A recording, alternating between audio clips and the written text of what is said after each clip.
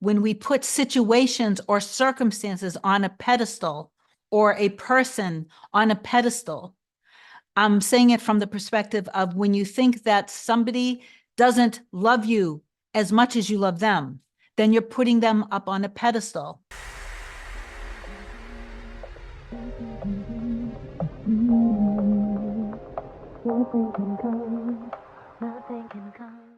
Hey guys, welcome back to another video. In case you're new here, my name is Kim. This is Core Union. Today I wanted to talk a little bit about how your 3D reality and the experiences, whether they be actual experiences in your 3D that are being reflected back to you, and they're reflecting your conscious and subconscious thoughts and beliefs, or if it's simply in thought form, it's all your manifestation. And all of your manifestations are literally guiding you into becoming who you truly are. You are strong, you're powerful, you're much more powerful than you actually believe. But I do want to talk a little bit in this video about how you don't have to go searching and hunting for problems and figuring out why or what is the reason why this particular thing happened, for example, with you and your specific person. It usually becomes fairly obvious when you actually step back and observe yourself, observe the experience without judgment, judging yourself or your person, and just looking at the experience in more of an observational way, seeing it as feedback, and then going within and changing the story. Before I get into this, please do like, comment, share, and subscribe to my channel if you love my content. If you want me to be your coach, email me a short description to kim@coreunion.com, and I will reply back to you with my next available after you've booked your session through my website, coreunion.com. I made it super simple. You can book either a 30-minute session or a package of 30-minute sessions. Sessions, I always mess up that word. The 30-minute session package just makes it really affordable to meet with me more than once. And most people do end up booking the package. There is, of course, you guys know Rumi. I love Rumi. This human being resonates so deeply with me because of his understanding of love and life. It resonates so deeply with me. So your task is not to seek for love, but merely to seek and find all the barriers within yourself that you have built against it. The barriers that you built around yourself against love, keeping yourself protected, are basically all of your limiting and self-imposed beliefs that you are using without you realizing it to protect yourself from the love of your life. So you had an experience, you fell in love with somebody, and you felt deep down, there's something about this person. There's something about how I feel.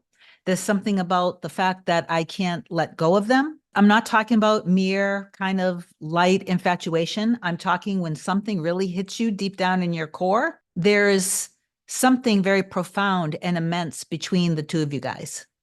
When things appear that you are now physically separated because perhaps you were triggered and maybe you were triggering them, or maybe you have experienced the feeling of them going away from you. You want to get to a place where you are not in this mode of chasing after, but you are in a mode of stillness and in trust, in knowing that your specific person, your mirror soul, however you want to label that regardless of what was said, regardless of what was done, regardless of any circumstances, you have to remember the circumstances were created when you didn't actually know what was happening. And all of our circumstances in our reality are simply reflections showing us what we believe. So if you have a fear around love because growing up, you didn't see healthy, loving relationships, or maybe you did, but maybe you also witnessed and experienced observing things that made love feel very scary. It could even just be the trauma of having seen someone that you love very deeply at a young age lose someone else and seeing the grief that they went through. And then that can really put this fear in you around, oh, if I allow myself to love and then I lose this person, this is really going to hurt and this is going to destroy me. So I have to protect myself. So now we are all pre-programmed with a bunch of stuff that isn't our fault. And the deeper the story became of how maybe it's not safe to love somebody. Maybe it's not safe to allow myself to feel safe and vulnerable. Marriage is really scary. Commitment is really scary. Because when I did this before, I really, really lost a lot. And so I'm not going to experience that pain anymore. So your ego is protecting you and built all these barriers around you. But then when your true love comes into your life and you really want to allow them to love you, you want to be in this relationship. And the deeper you feel, and the deeper you get with your person, regardless of the circumstances, regardless of the separations, regardless whether you've separated once, twice, 3 times, 5 times, no matter what, you keep every time it gets better and deeper in some cases, then boom, the separation happens again. You have to recognize these are because you're protecting yourself. When you start to get deeper and happier, then your ego comes in. Maybe because you're afraid they're going to leave again, because you're afraid you're going to fight again, because you're afraid you're just not going to be able to get it right, because you're just afraid because the old story, whatever it is just still active within you. So without realizing it, you get deep, you get happy, you get excited, but then your walls are going up internally and emotionally. And those are the energetic barriers that Rumi speaks of. You don't have to go seeking, though, to learn what these barriers are, because your 3D reality is showing you. So a lot of us, when we start to understand this, and now we are consciously going into healing ourselves. It doesn't mean that you have to be healing your life forever. You can affirm that you have healed enough, and that the two of you guys are healed enough, and that you are loving each other, supporting each other through everything. You're there for each other. You're pulling each other through. You're loving each other through the pain. That you know that you guys got each other's backs. That maybe before it was tumultuous and you guys were fighting a lot, but now you guys have moved past that. And now, instead of bringing out the pain in each other, you bring out the best in each other. You bring out the best versions of each other. That you guys are completely and fully trusting in each other, and that you're allowing yourself to feel safe and vulnerable. And when you do the inner work and you're focused and you're disciplined and you are stopping the habits of constantly wondering if your inner work is working, constantly checking and seeking for the evidence outside of you. You don't need to do that. All the evidence you need is what your soul is telling you. That is the only communication you need to listen to. So when you keep this sustained, focused, disciplined inner work and you stop the habits, and you guys know what the habits are. Constantly ruminating on the old story, entertaining the old story when it comes up in your mind, instead of moving and directing your attention and energy and feeling state on the end of being together, happy, past it all, commenting under videos, complaining about things with people in your reality.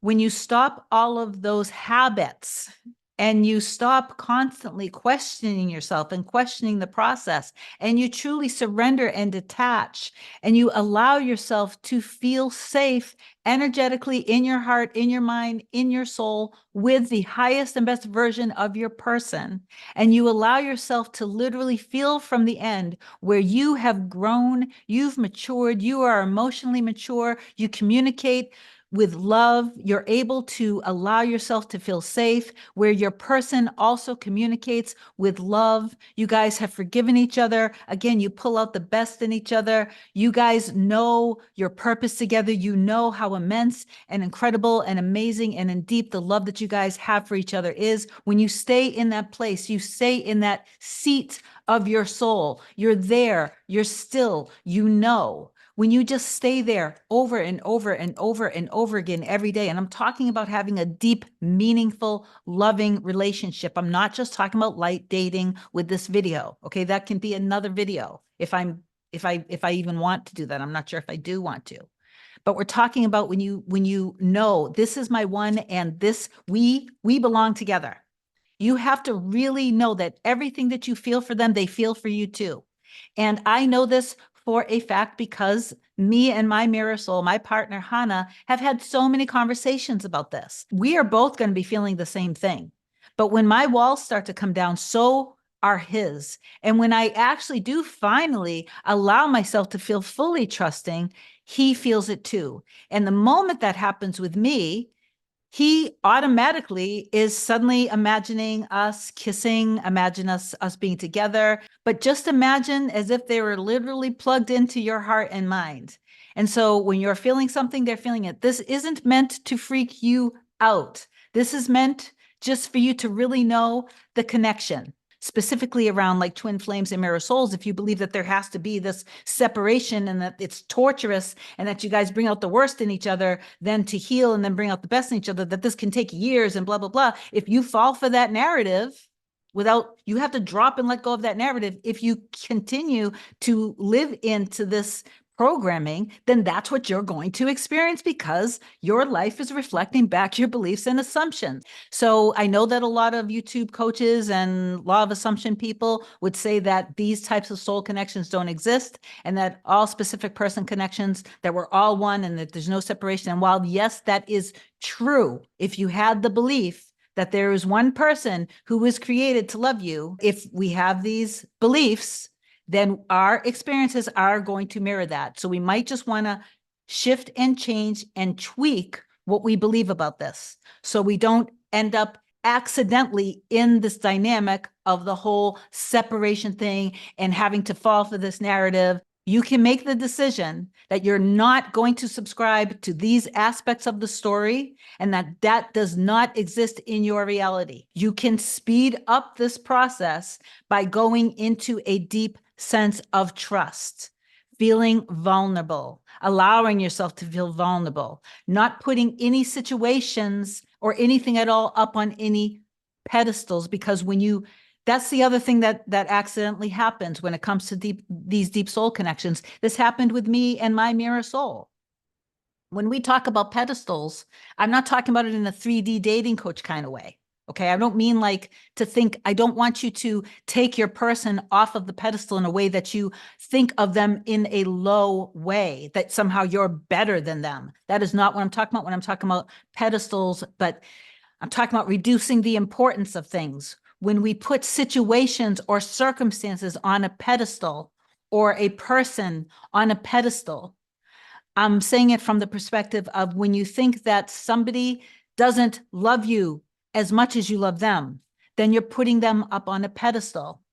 When you think a situation is so big and the two of you guys can't get past it because the fight was really bad, because you said horrible things, because they said horrible things, you were putting that fight and the argument and that circumstance on a pedestal. When you put different addictions and things, mental health things on a pedestal, then you are assigning those labels onto your person and those problems on a pedestal. When you put things like age and race, backgrounds, religious belief systems, long distance, all of those things are just circumstances. You are putting those things up on a pedestal just because you don't see a way to get past it. You don't have to see a way. God is literally handling everything. You don't have to figure it out, but you do have to take all of those problems and circumstances off of the pedestal. Your situation as unique and special, as you think that it is, you thinking that your situation is so important and so unique, that thinking is what's putting it up on a pedestal. Drop it. Let it go. Take it off of the pedestal and take everything else off of the pedestal. Your meaning that you assign to everything is what makes it seem so big and so hard. Take all importance off of the situation, because it's that often keeps you in a state of confusion and fear. So trust deeply in your soul, in your specific person, and know when you do this deep, profound, soul to soul inner work. It's not really soul to soul because you guys share the same soul, but whatever, these are just words. When you do this inner work, you know, and I guarantee you, they are feeling the same thing as you're feeling it. I know it for a fact. And I see it again from a different perspective, guys. I don't know why I always get so damn passionate. I'm starting to sweat. So I need to like chill out a little bit. All of the barriers that you've built around you are being shown to you through the reflection of the experiences with you and your specific person. So you don't have to go searching for it. You just see and you make the decision and you write the new story and you stay in trust of that and you trust in the process. I believe and declare that this video shifted you like all of my videos do. Again, I love you guys so much. If you need me, just reach out. Have an amazing day. Bye.